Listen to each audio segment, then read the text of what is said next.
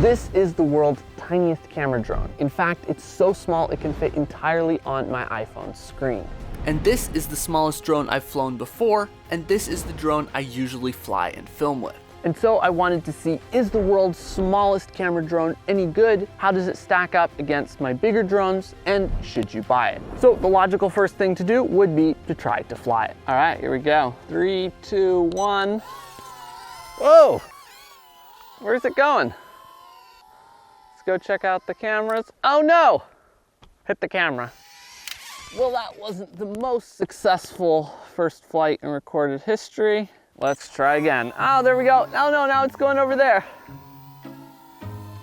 Hey, don't hit me.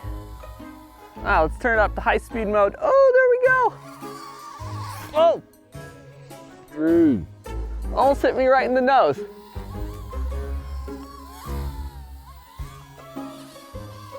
How do we get it to land? How do we get it to... Oh, there. Come on, land. Oh, land. Oh, no. It won't land. Oh, let's try clicking the land button, maybe.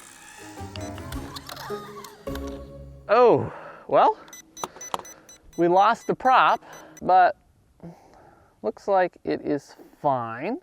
It's definitely a bit hard to control. The only thing it uses is some little internal gyros to keep it in one spot, and those definitely do have a tendency to get confused and make it start drifting around. And it doesn't help that there's ever so slight of a breeze out here. This drone is probably better suited to be flown indoors, and from flying it a bit inside, it does do a bit better, but it still tends to drift around quite a bit. So I just managed to crash the drone in these bushes here.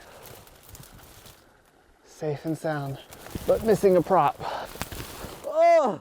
So I just fell down into the bush here, trying to get this drone. Now I gotta somehow get out of this bush. And moving to our next bigger drone, the DJI Neo, which is still quite small, weighs just 135 grams, and can take off from the palm of my hand. I can control this one straight from my phone, just hit take off, and the drone will take off and hover quite nicely in front of me. And I can very easily move it around wherever I want it to go. And as you can see, this drone is way more stable. And the reason it's so much more stable is because it has both GPS and optical sensors on the bottom to keep it much more stable than the world's smallest camera drone. As you can see, it will just nicely sit and hover in place here, and I can just release my hands and it will just stay there, not moving around at all. And where this drone gets even more fun is I can just hold down the button on the front and it will take off. 2, 1. And it will follow me.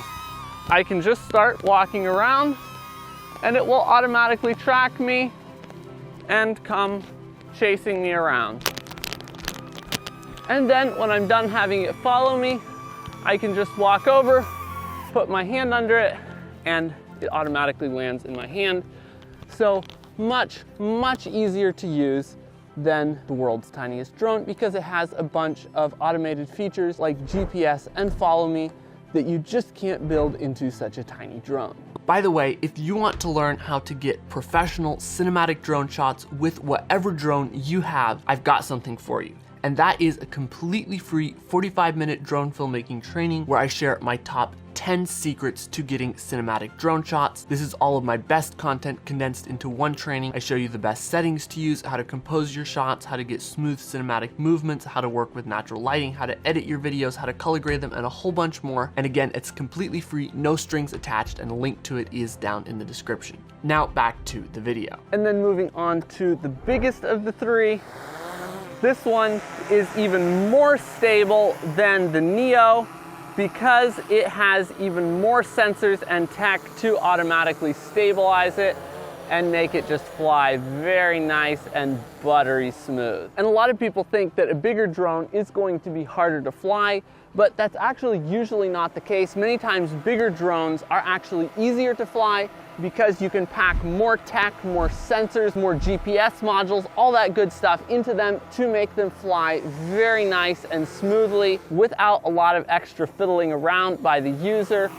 especially DJI drones. They've really perfected making these drones basically fly themselves, so you just have to tell them which direction to go, unlike the world's smallest drone. And even though this is a huge drone, we can do a very, very precise landing here.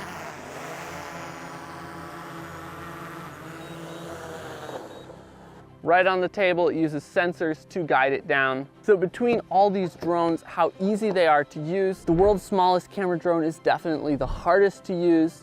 The Neo is actually probably the easiest because you don't even need a remote to fly it. You can just push a button on it and it will follow you around or circle around you or a whole bunch of other modes. And in between, I'd say, is our biggest drone. It has a lot of great tech, but you can't just pull the drone out of your pocket with nothing else, no phone, no controller, and have it fly and follow you around like the Neo can. Now at this point, we do have to take into account the price of these drones. Our little nano camera drone only costs $40, whereas the much bigger DJI Neo costs $200, and our bigger professional Air 3S costs over $1,000. So it's quite understandable why this little nano drone doesn't fly nearly as well and is a lot harder to use than some of the bigger and more expensive drones. Now, features are great, but how safe are each of these drones? How likely are they to cause serious harm to the operator or anyone else? Our nano camera drone came with a ring all the way around the props to keep them from touching anything, but I actually cut that ring off to make it a little bit lighter and smaller. But even without prop guards, the props on this drone are so tiny that they can't really do much damage. I accidentally stuck my finger in and all it did was pop off one of the props. And to prove my point,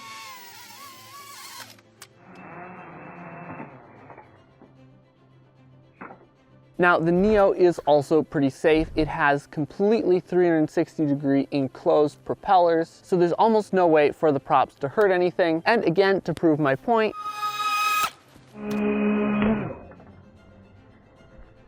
now for the Air 3S, I'm not going to test what happens if I fly it into me because these giant props wouldn't treat me very well. But even it has rubber tips on the props to reduce the amount of damage it would cause. And it actually has 360-degree obstacle avoidance, so as long as that's turned on, even if I try to fly it into myself, it'll just stop and won't run into me. So for safety, these two definitely win. Now, given this is the world's smallest camera drone, we do have to talk about camera quality. The camera on this little tiny nano drone is not great. You're not really going to be using the footage from this for much of anything besides just watching back your flight, and even for that, it's barely usable. Now, the DJI Neo, on the other hand, definitely produces usable footage. You could easily post these shots on social media. It shoots quite decent 4K. Shots from it can totally go on social media and people will think they're great, but the camera has a really tiny image sensor and a lot of limitations, so it's definitely not professional quality, but it does have one of the best cameras that you can get at this price point and in this size. And then of course, moving up to our biggest drone, which of course also costs the most and has the nicest camera.